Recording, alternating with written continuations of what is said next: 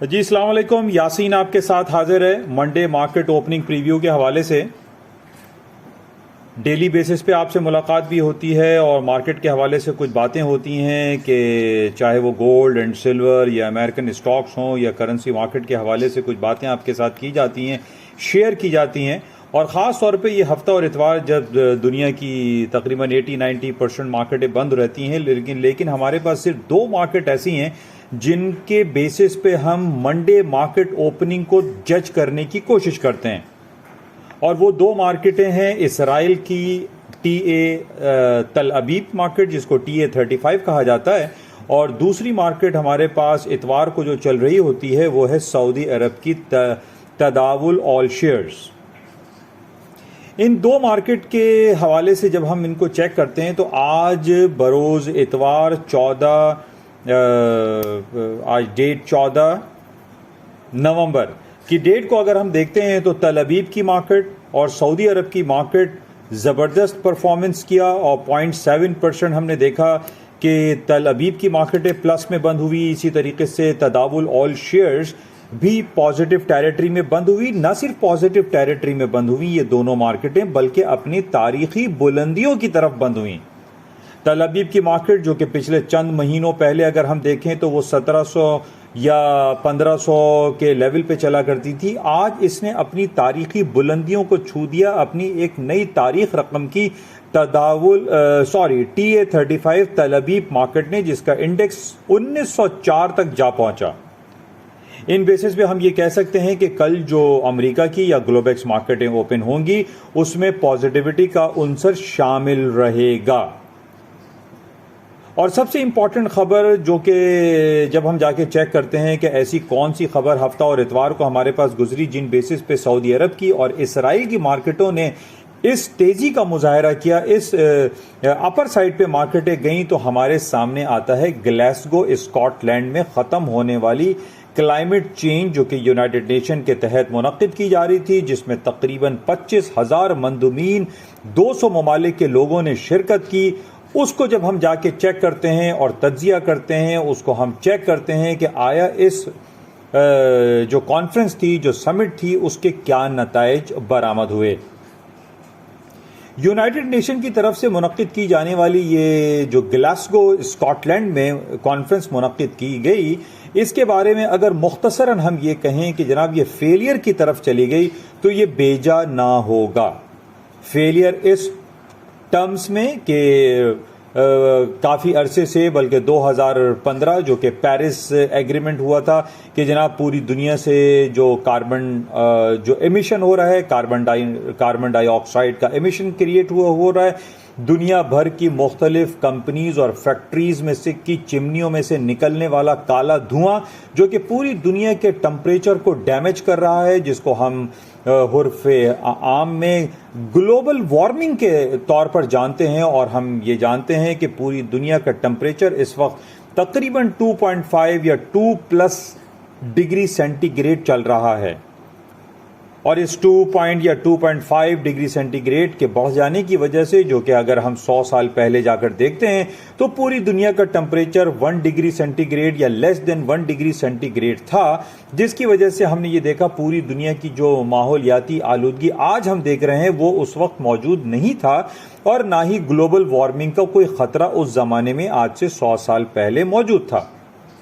آج ہم یہ دیکھ رہے ہیں کہ پوری دنیا میں گلوبل وارمنگ یا ٹمپریچر بڑھنے کی وجہ سے ہمارے جو گلیشیئرز ہیں وہ پگھلتے چلے جا رہے ہیں، سمندری حدود جو ہے وہ بڑھتی چلی جا رہی ہیں، لوگوں میں مختلف قسم کی بیماریاں پیدا ہوتی چلی جا رہی ہیں، لوگ جو ہیلتھ کیئر کے حوالے سے ہیں وہ کافی نگیٹو ہے، اور اس کی وجہ صرف اور صرف یہی ہے کہ پوری دنیا کا جو گلوبل وارمنگ ہے، پوری دنیا کا جو کلائمیٹ ٹمپریچر ہے وہ بڑھتا چلا جا رہا ہے۔ اور یہ گلاسگو میں ہونے والی ملاقات میں سب سے امپورٹنٹ پوائنٹ یہی تھا کہ پوری دنیا کے ٹمپریچر کو کم کیا جائے، پوری دنیا کی جو بڑی بڑی فیکٹریز جو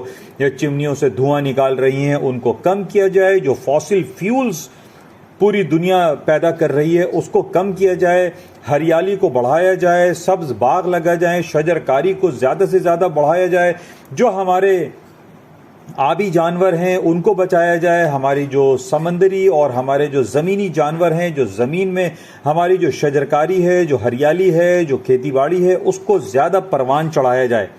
لیکن ہم نے یہ دیکھا کہ اس ملاقات میں جو گلاسگو میں منعقد کی گئی، جو کہ کل اپنے اختتام پذیر ہوئی، یہ بڑے ڈیزاسٹرس طریقے سے ختم ہوئی۔ دنیا کے 5 اگر ہم بڑے ممالک یا یونینز کی ہم بات کرتے ہیں، یعنی یورپین یونین، امریکہ، کینیڈا، انڈیا اور اس کے ساتھ ہم چائنا کی جب بات کرتے ہیں، تو یہ تمام ممالک ایک پیج پر دکھائی نہیں دیے، اور ان تمام ممالک نے یہ شو نہیں کیا کہ وہ کسی بھی طریقے سے ایک پیج پر ہیں، اور وہ یہ چاہتے ہوں کہ پوری دنیا سے فاسل فیولز اور پوری دنیا سے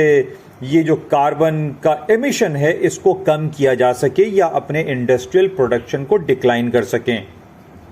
اس کی ناکامی اسٹاک مارکیٹوں میں تیزی گردانی جا رہی ہے،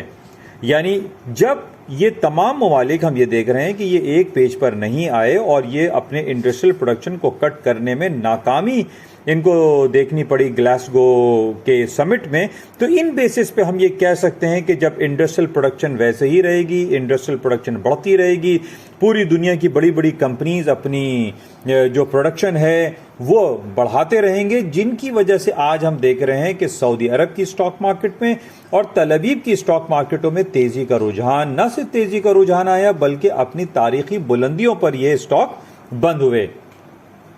اچھا، ان بیسس پہ ہم یہ پروڈکٹ کر سکتے ہیں کہ کل امریکہ یا یورپین مارکیٹ جو گلوبیکس مارکیٹ کھلے گی صبح 4 بجے پاکستانی وقت کے مطابق، وہ تمام کی تمام پازیٹیو ٹیریٹری میں اپنی اوپری سطحوں پر کھلیں گی۔ اس کی دوسری وجہ ہم یہ کہہ سکتے ہیں کہ ہفتہ اور اتوار ہمیں پوری دنیا میں کہیں کوئی ایسی نیگیٹو خبر نہیں ملی جن بیسس پہ یہ کہا جائے کہ مارکیٹیں نیچے آ جائیں گی، یا ہمارے پاس ایسی بھی کہیں سے کوئی خبر نہیں آئی کہ جناب امریکہ یا یورپین یونین جو ہے یا برطانیہ اپنے انٹرسٹ ریٹ کو بڑھانے کی طرف جا رہا ہے۔ اس بیسس پہ یعنی ایک طرف گلاسگو کی میٹنگ جو ڈیزاسٹرس طریقے سے اختتام پذیر ہو گئی اور وہاں سے کوئی اناؤنسمنٹ ہمیں دکھائی نہیں دیا کہ گلوبل وارمنگ کو کم کرنے کے لیے یا انڈسٹریل پروڈکشن کو کم کرنے کے لیے یا فاسل فیولز کو کم کرنے کے لیے کوئی معاہدہ ہوا ہو اور یہ تمام ممالک اپنے کسی ایک پیج پر آئے ہوں۔